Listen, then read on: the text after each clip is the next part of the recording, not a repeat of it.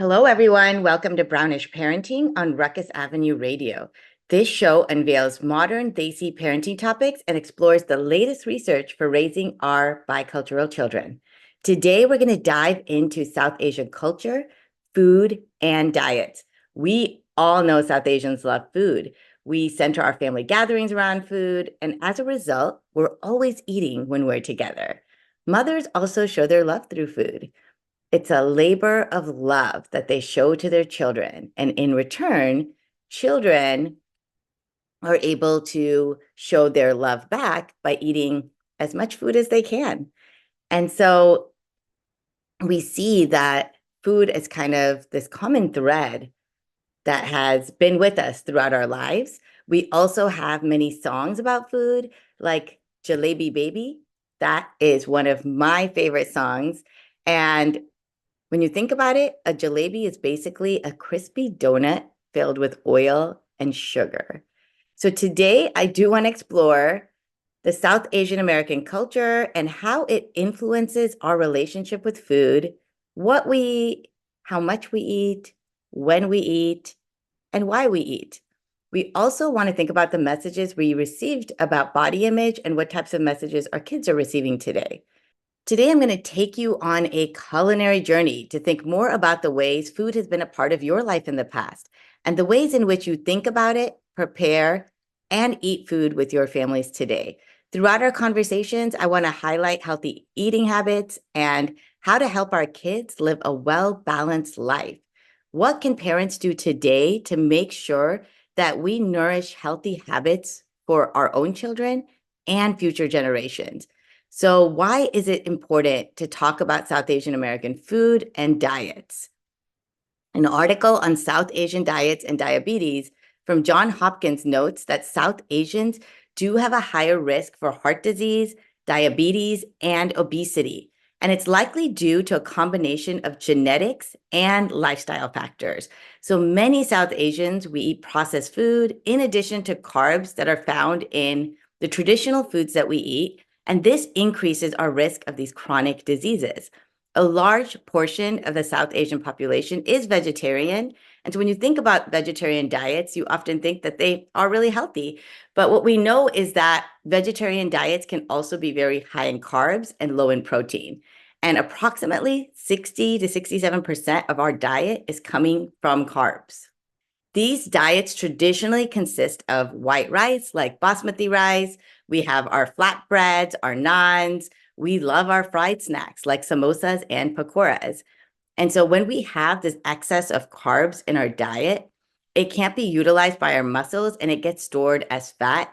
And this increases cholesterol production, resulting in lots of serious health problems. There's also this super interesting body of research by Dr. Saeed that looks at how British colonialism really impacted our diets and increased diabetes for South Asians.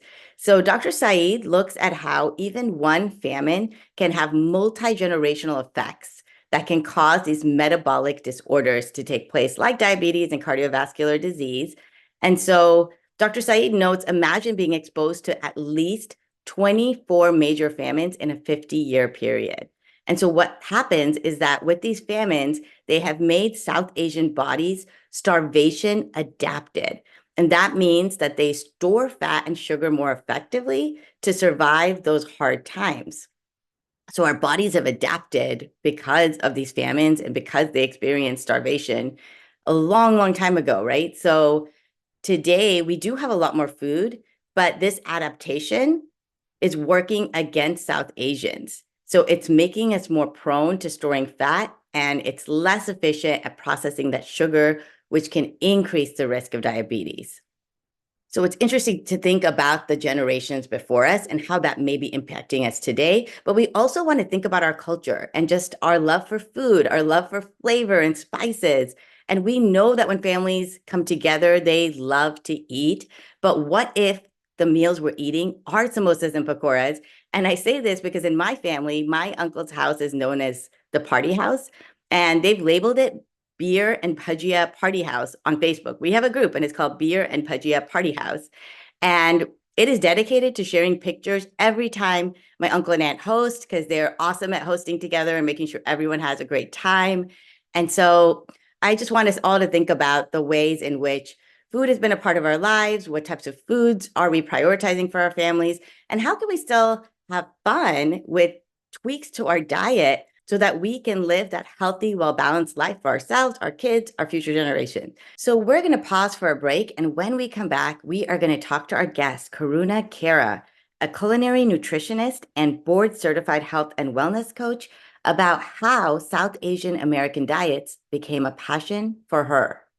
Today we have our guest, Karuna. Karuna is National Board Certified Health and Wellness Coach with a BSc degree in Food Science and Nutrition, a postgrad degree in Promotive and Preventative Healthcare, and is also a certified diabetes prevention lifestyle coach, along with a certificate in chef coaching with numerous other training programs. Working in the health and wellness field for over 10 years now, coaching, mentoring, facilitating, and leading various workshops, teams, and organizations on the power of food as medicine and culinary nutrition, Karuna has started her own passion project, Nourish Healthy Habits. I want to thank Karuna for being here today to help us guide us through how to form some of these healthy habits. So, Hi. hi. Hi, Amrita. How are you? Thank you so much for having me. Of course, I'm so excited to jump into this conversation with you.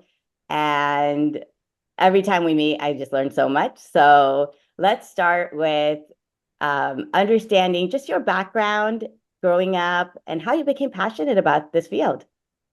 Yeah, absolutely. I would love to share that.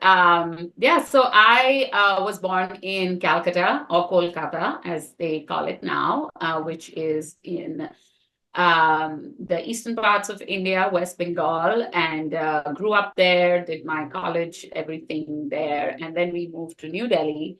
And I was there in Delhi working. I worked there for 4 years in a weight management clinic, which was led by a doctor. So that's where I started learning. I got really passionate about a lot of things related to food, not just weight. But it really brought me close to, how people perceive food. And this was also along with me making my own transformation and changes as well, because I come from a Punjabi household and food is the central part. And like any other Indian family, food is just so integral. We show our love with food. Our emotions run around food. So it was really critical for me to find my balance and be like, okay, which path am I going to take?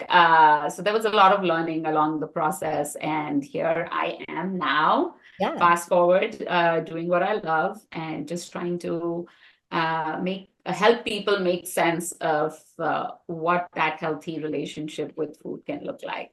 So that's in short about me.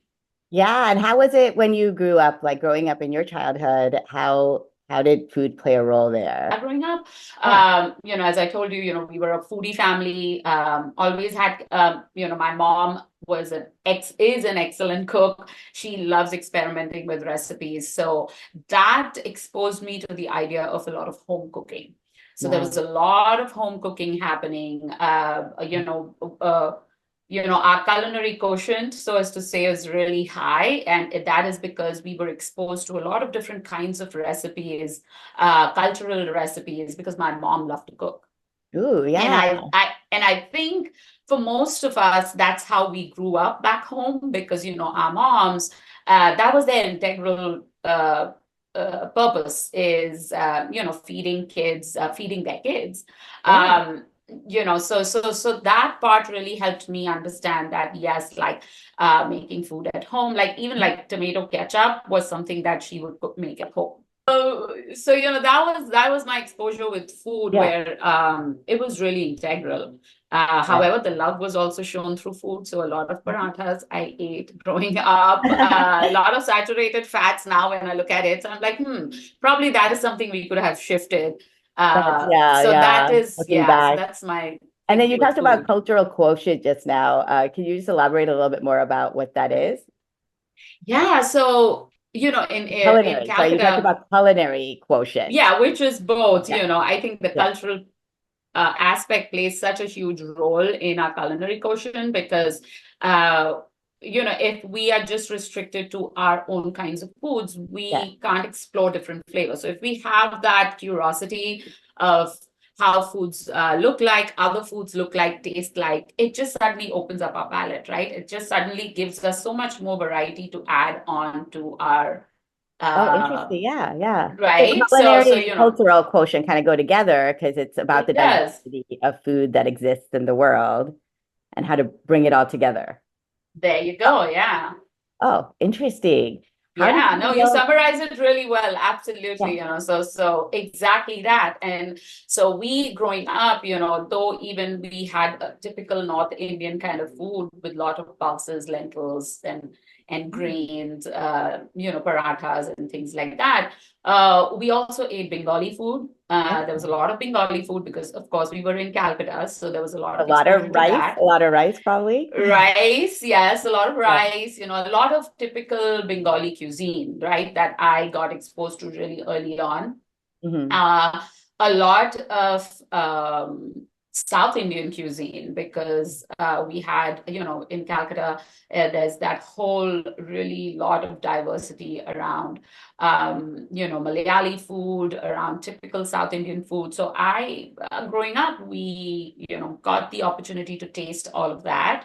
And then a lot of Mughlai cuisine, a lot of, because again, Calcutta has a very solid influence of the Mughal culture. So there was a lot of Mughlai restaurants, and we tasted a lot of different kinds of food. So that's where that curiosity. I thank my parents because That is they were fascinating. both Yeah. foodies. My Yeah. dad loves to eat, my mom loves to cook. So it was like, oh, okay, so we got the best of both the worlds. Yes.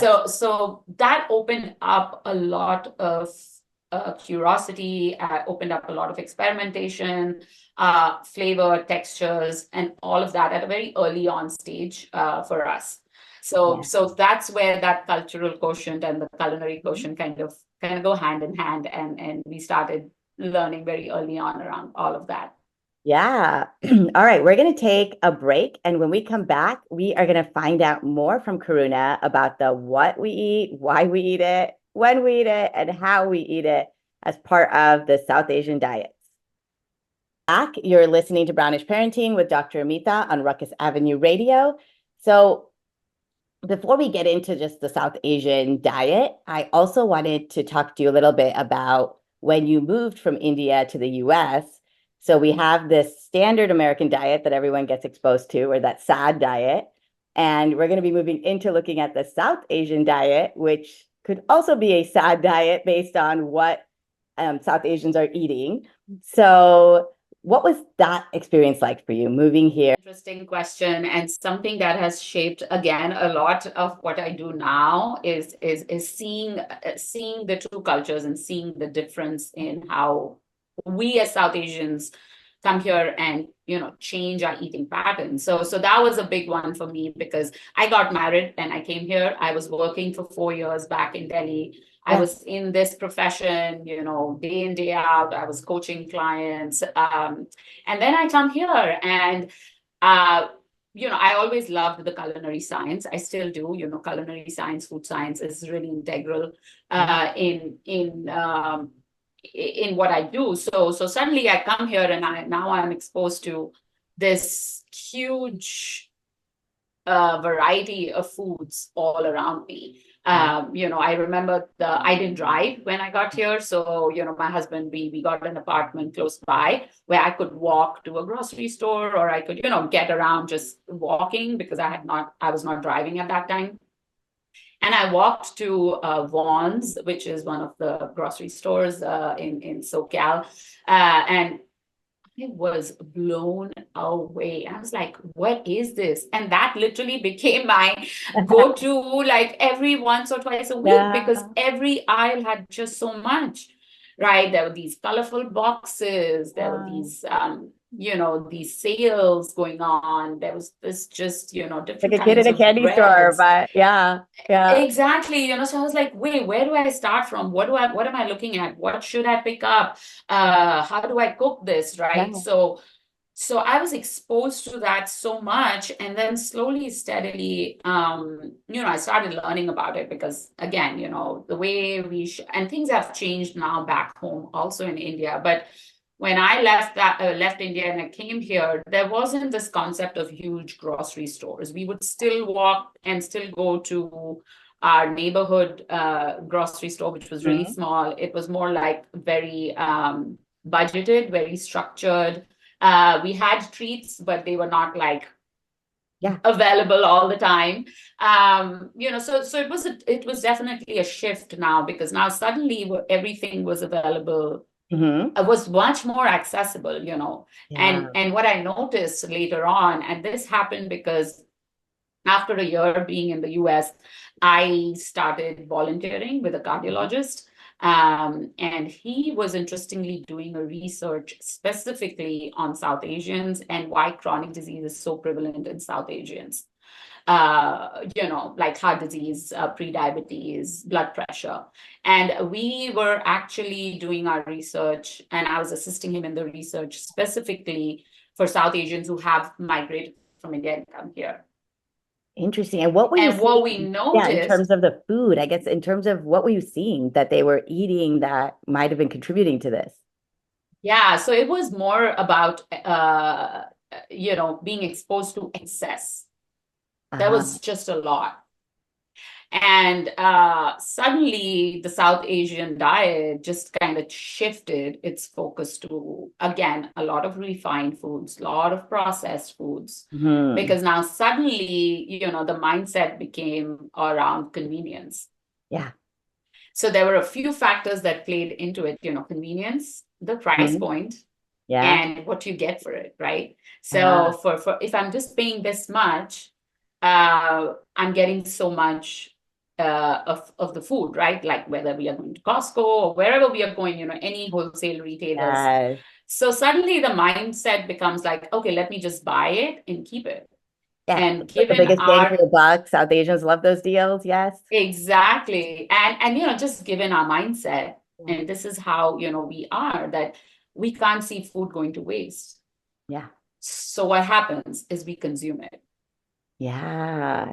Interesting. right? Yes. And because when we are consuming it, little do we know that slowly, steadily, that's actually adding on Hmm. and leading to so many different Yeah. things that can develop later on. So that was, and that's how I got into this whole idea of, wait, these are our behaviors. Yeah. There are some inherent behaviors that we've grown up with, our which is based off of our culture, our values, our how we were brought up. And Yeah. then there are these other behaviors that we've suddenly adopted here, moving here, because now we see convenience. We see a lot of other things that we feel like, oh, this is easy. I can get my way around this. Or, oh, this is a quick thing I can grab and eat. Mhm. And suddenly now we have shifted from more home cooking to maybe more eating out, buying things which are ultra processed.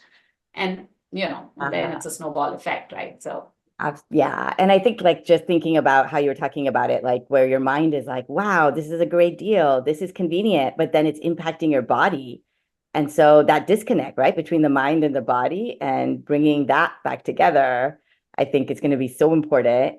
So now, when we come back from our break, we're going to talk to Karuna a little bit more about some of the challenges we're seeing from early childhood through adolescence about, okay, welcome back to Brownish Parenting with Dr. Amita on Ruckus Avenue Radio.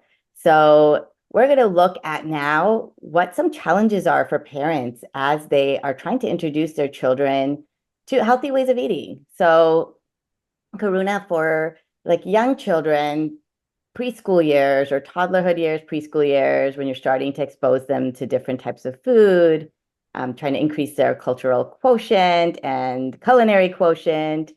What are you seeing as some of the challenges for the clients that you work with? Yeah, this is another tough one. And I feel like, it also comes from a space of a lot of pressure on new moms, right? It comes from a space of, am I doing this right? Is this the right way?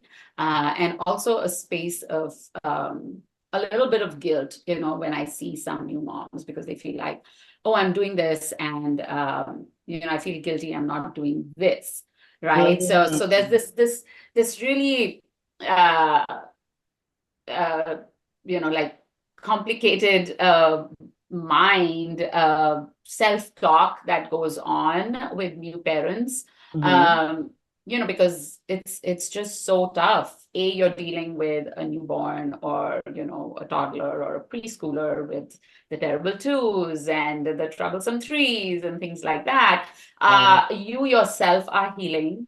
It's new to you as well. So there's this lot of self-talk that goes Yeah. on within, and something that I personally experienced as well. Hmm. So it's really interesting that you asked that question, is like, how that shapes Yeah. that culinary quotient that we are talking about, how that influences or shapes it Yeah. as they grow older. Yeah. And then I wanted to also address, I know a lot of preschool teachers have talked to me about children that come to school, but they need to have a screen in front of them in order to eat their food. And if that's something that you've seen as an issue. A lot. Yeah, Okay. a lot. Um, and and it's so tough to break through parents when they do that, because again, now they are struggling with the idea of, do I feed my child? Does my child stay full, Yeah. or or not, right? So that's where they restore to the screen, because now with the screen, what's happening is at least the child is eating. Yes. So that's a compromise that parents, I feel, make early on, but Hmm. slowly and steadily, again, it becomes a habit. Yeah. And a lot of individuals, adolescents, teens, individuals in their 20s, even late 30s, actually develop that habit of eating in front of a screen. And it is such a tough one to break, because that is the starting point of mindless eating. Yeah, and then like the longer you do it, because now you're saying that it's, you're starting from the preschool years to then the school age years to the adolescence years, and that relationship with food, and how do you form a healthy relationship when you're not really paying attention to the food that you're putting in your mouth? Exactly, right? Because now the child, when we start that early, the child is not exposed to understanding what I'm eating, because now you're just eating. Yeah. Somebody's just feeding you and you're just getting through it, because I want to just make sure that my child is fed and that's all good. Now, again, I also want to kind of point out here that, if any moms are listening, they might kind of again get into this phase of, oh my God, this is totally wrong and I shouldn't be doing it. Hmm. It's not something that, it is something that we are trying to Yeah. break in our kids, and Mhm. not expose them to that mindless eating. However, we want to come from a space of learning, Yes. Yes. right? And we want to come from a space of, I don't want to feel bad if my child is going hungry. Yes. It's okay. Yes. And it's important to do in order for those long-term benefits. It's going to be tough. Absolutely. It's going to be tough. It's that tough love that we talk about, right? And a lot of parents, uh, they kind of pick and choose. And that's what I say, pick and choose your battles when it comes to your kids. You can use that element strategically. Maybe Hmm. you've gone out in a restaurant. Maybe you have, there you are at a, gathering where you want that little time where you don't have the brain power to sit with your child or talk to them or have them throw a tantrum. You don't want to deal with all of that, and that is Yeah. all fine. So I always say, keep that as a backup in your back pocket and use it strategically at very occasional times. Yes. But for the most part, when you are at home, Hmm. um, we will have to put in the effort. It is tough work, uh, Hmm. but those are the foundational keystone habits we are building. That Yes. is going to serve them over a long period of time.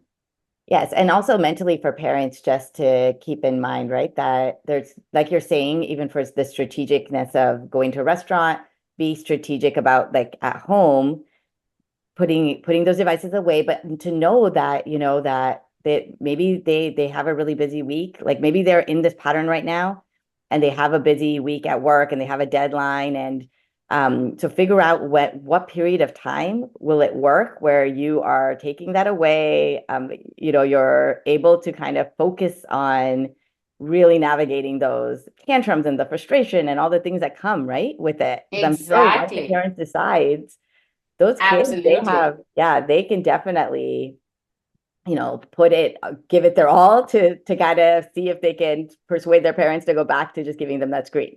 Yeah. Absolutely. And I think what you just said, is so important, is for the parents to decide. Hmm. It's like, I'm ready and I'm going to do this. And I'm ready for whatever happens, right? Like whatever my child, whatever tantrum they throw, because I am ready to deal with it. Yes. Yes. Right. So I think that is just so important. And I want to give another example where a lot of them, and we can use these strategies, is, when it comes to sleep training. Hmm. A lot of working parents sleep train their kids, sleep train their children, because they have a work week. They know they need a good night's sleep. They know they have to get up in the morning and they Yeah. have to go to work, right? So sleep training, there's a lot of emphasis on sleep training. Yeah. That you have to sleep train your kids. They should, cry it out method, etc., etc. Yeah. There's a lot of information.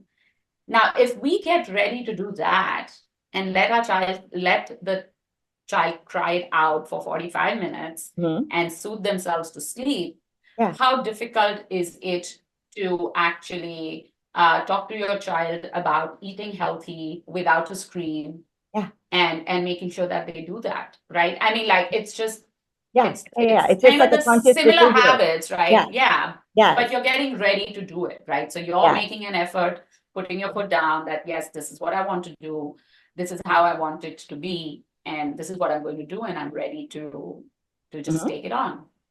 It reminds me of like when parents like don't want to use a pacifier, and so one parent hides it from the other parent so that Yeah. you don't know where that pacifier is. So you just kind of have to let that child go through the motions, cry until they don't want the pacifier anymore.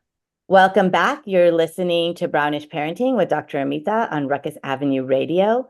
We're now going to look at older children who become a little bit more self-conscious as they get older, and some of the messages that South Asians may, like older generations, like their parents, the aunties, may have about their weight, how children might be processing that, and how you talk to children about healthy eating without making it about their weight.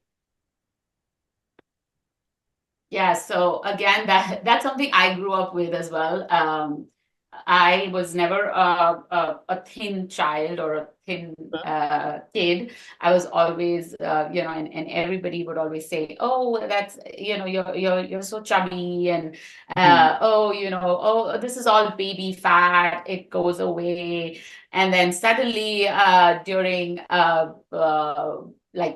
my adolescent years, it was like, "Oh, you should, now think about how you can lose some weight. What can you do? It will be important for you to lose weight." So, there was just this Yeah. whole constant feedback of sorts, which would Yes. come to me about the weight and everything. And I remember I got into, the first time I dieted Mhm. was about in eighth grade, going into ninth grade. And I didn't know better. So I just went about starvation, right? Like, stopped eating. I don't want to eat anything, right? Mhm.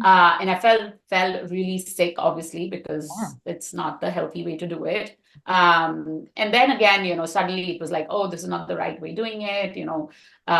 What am I doing? And then there was some awareness that was generated in my parents also. They tried to find out things.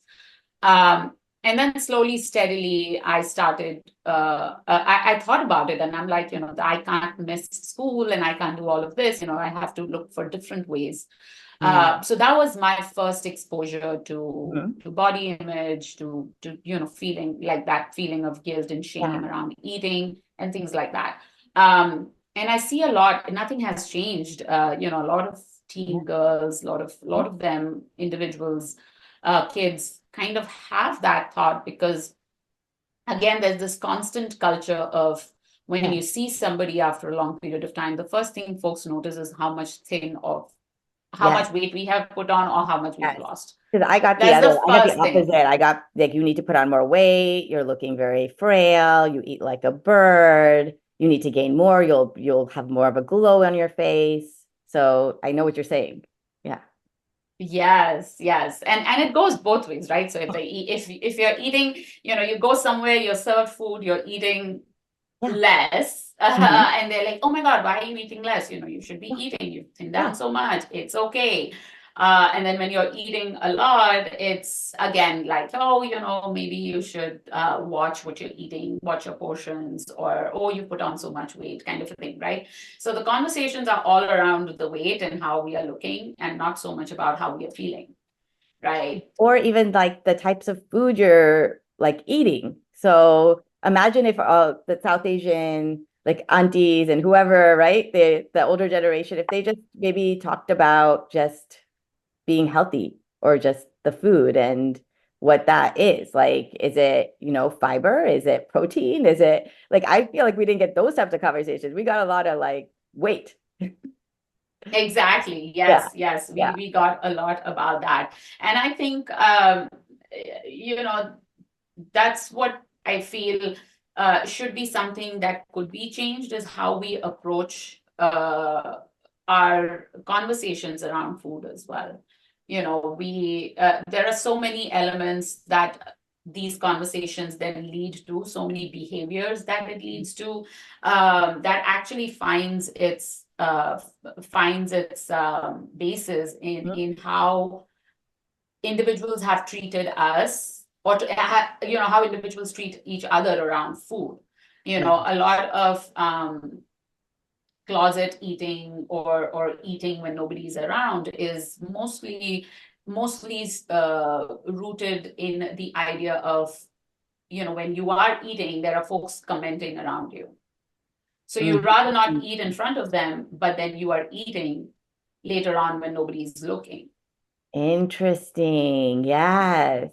So then that develops again that habit of secrecy. And Uh-huh. then now you're like, nobody is looking at me. I can eat whatever I want. I'm thinking about my stash of dark chocolate right now as you're talking about this next to my nightstand that my kids know about. But I see what you're saying. And I never realized it was this like phenomenon that existed for so many of us. So many of us, right? So, this the clean plate club, like we always say, a lot of us, we have grown up like that, there's food on your plate, don't waste it. A very big one. Yeah, that clean plate. Yes, that, sometimes your stomach is bloated, you don't feel good. And then finish your plate, and you feel so sick afterwards. And again, it goes back to that relationship with food, like not paying attention to whether you like this, whether you're full, the signals your body's giving off. And yeah, can you talk Absolutely. a little bit more about just mothers and, you talked a lot about their love for food, making food, and what that looks like in a South Asian household when they sometimes say things like, right, like I've worked so hard to make this food for you. I have members in my family that I call them like food spectators. Like they love to Yeah, just stand and hover over you and like smile, and they're waiting for you to just like continuously eat and tell them how good the food is. And I get it. I'm absolutely. a mother, so I understand that, you do want that. But can you talk a little bit about what that does to children and how we can maybe transition to something different? Yeah. Absolutely, and that is something that I personally have struggled with and faced a challenge with in terms of I love to cook, so I love to try out different things, right? Yeah. I love to try different recipes, and I'll make it, and I'll always wait for them to give me a thing like, "Oh, how was it? Oh, you liked it, then why don't you eat some more?" And I've done that myself, Yeah, yeah. right? So I have to like check myself and be like, "Wait, this is not the right way to approach this." So I have checked myself, I've stopped myself. Sometimes, actually, it's very interesting. Sometimes when I haven't, or I have kind of gone a little further,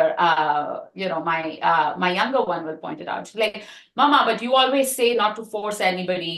Why are you Oh, forcing me?" So that's like puts me in my tracks, stops me in my tracks. I'm yes. like, yeah, you're right. Yeah. So Yeah. it's very interesting. It's a very interesting dynamics and something that we all do. Yeah. But again, it's like, okay, how do we shift that, or how do we approach it in a different way? And I think it goes back to that fact of that intensive labor that any meal takes. Yeah. Right. So I've spent time. I don't have time, but I've taken out time to prep it, look for a recipe, make it, blah, blah, blah, blah, blah. And then now nobody's eating it. So it's Yeah. more like an emotional challenge that I'm dealing with. Like, Mhm. what happened? Why am I spending so much time in the kitchen and nobody's eating? You know what? Forget it. I'm not doing this anymore. We can order in, Yeah. right? So that cycle never breaks. Hmm. So again, like how do we approach it, or what do we say to it? Is I feel almost like I try to approach it like an experiment. So I try really hard not to take it personally, that it's not Yes. about me Hmm. or my skills. Yes. Maybe they're just Yeah. not wanting to eat right now. Maybe Yeah. they're not just hungry. So really taking it, that would be the first step. I say, don't take it personally. If somebody says, no, I don't want to eat this, Uh-huh. maybe it's just how they are feeling right now, and It's it's so nothing to true. do. It's so true because I've been doing that and I will tell you that the days my son comes back from swimming, he eats a lot more than the days that he doesn't go to swimming and has nothing to do with the way I made the food. So to your point, yeah. Absolutely, yes. So that's the point where we want to shift, is like, okay. And then I've started, I try to tell myself that's nothing personal, it's okay. And then the other thing that I always orient myself is, it's an experiment. I'm experimenting. If something has not turned out well, it's okay. And it's funny because I often make everybody we play this little thing of, oh, we are doing a food show on Food Network. I'm the chef, I'm prepping it, and y'all are the judges. How are you going to judge the dish? Right, because we love watching all of those shows. So then my younger one plays along really well, and she's like, the texture is this, or the. So it becomes more fun rather than oh, I've toiled in the kitchen and nobody's eating my food. But it comes from a space of fun and experimenting. And again, if there are just leftovers, I just put it in the fridge and I'm like, okay, we can have this tomorrow. Yeah, and sometimes they So make it, they may not want it, but then the following day exactly. they're hungry. They look in the fridge and they're like, "This is exactly what I'm going to try." And they may like it, they may not. But I love how you are also just using it to have them kind of mindfully think about the food, like the textures and what it looks Mm-hmm. like, what it tastes like. Yeah, yeah. Yeah. I know one of my students at San Jose State, she introduced me to this thing called the no thank you bite. So sometimes when kids see food that is just different from a different culture, they're not sure about it. Her parents always had her take one bite, and then that was kind of the no thank you bite. And that gives, the tongue and your taste buds all just a little taste of it. Because sometimes a lot of our food is, again, acquired. So the more we are able to take on more for our culinary quotient, right? The better it is for us later on down the line.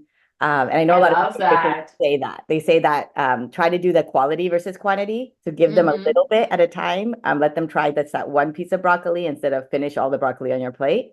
Because in the long run, that will really help out. Absolutely. And I love that, no thank you bite. I think that is Yeah. just such a cool way of of respecting, the food, respecting the person who made it, really being respectful, and at the same time setting your own little boundary around, okay, I'm still new Yeah. to these flavors. I'm going to try it out. I am open to that. However, that's how much I can kind of challenge myself. So I love that idea of the no thank you bite.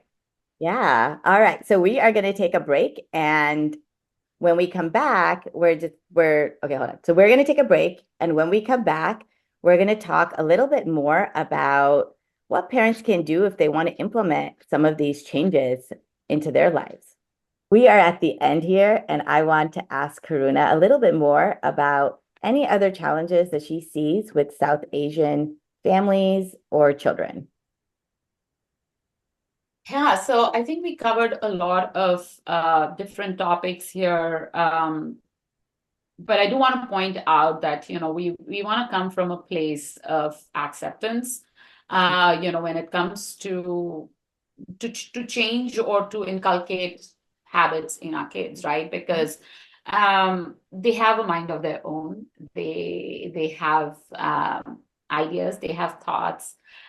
So we want to come from a space where we are allowing them to share all of that, and giving them a little bit of liberty to say yes or no to their meal choices, to say, I don't want to eat now, I'm not hungry.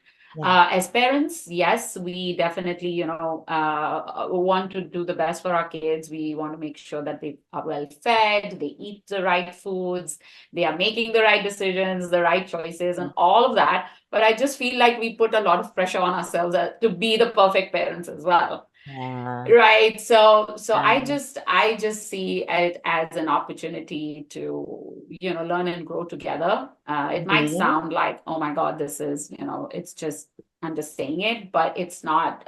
And I've learned it that way because I didn't grow up in this country. So I don't know how it is to go to school here. Yeah. I don't, right? So when I'm giving them certain things to eat, or when I'm telling them don't eat this over this, they are also putting up a lot when it comes to peer pressure in school. Yeah. Right. So we want to help them, and we want to learn from what they are learning in school, so they come and share. And Yeah. we want to also keep our culture and our values and tell them how we want to, take that back to their friends and their peers, right? So it's more collaborative. I love that. Again, Yeah. right? Yes. We come from a space of curiosity, we come from a space of acceptance, Mhm. and we just kind of, just learn the process together as we go along. It's Yeah. not necessary to have all the answers as a parent. I don't think so. We can. I don't want to have that pressure. So just Mhm. learning with your child, exploring with your child, taking your kids to the farmers market, taking the kids to the grocery stores, asking them to, pick some vegetables for you, or read a label together, read a box together, just making it more of um a process that is done together, so the learning happens together rather than, I have to be a perfect parent. Exactly. It reminds me That's of, my yeah, only when thing. I remember we were trying to make these big breakfasts for our kids, wanting them to have eggs in the morning and, all of that. But then now we've kind of migrated towards my daughter just loves these Greek yogurt smoothies. And it took us a while to just be like, okay, that's all you're having in the morning because you want them to have more food, but it's a lot of protein. We add lots of different ingredients into it. And it's filling and she loves it. So it's what you're saying, like having that healthy balance. Absolutely. Yeah. And as you just said that, another tip that I generally do a lot with my kids also is talk to them about the foods Mhm. they are eating, right? Because they love to know more. They love to be well informed, because there's so much talk around healthy eating. The school also does a great job in, introducing those concepts. But then when they come home, we as parents can just help them understand a little better, or ask them those questions, right? You're making a smoothie. What are the ingredients? Mhm. Okay, so where does this fall into? Or do you know what this is good for? Yeah. Right. And also kind of having that uh, that relationship where they teach you something Yeah. rather than us teaching them all the time. Mm. Yeah. Right. So that helps them be like, oh yeah, what I'm doing is really important and makes a difference, and my parents love it. Yeah. And that just sets them up for like when they leave our house, and then they are able to figure out what ingredients they want in their food and what they should be eating and what's healthy, what's not healthy.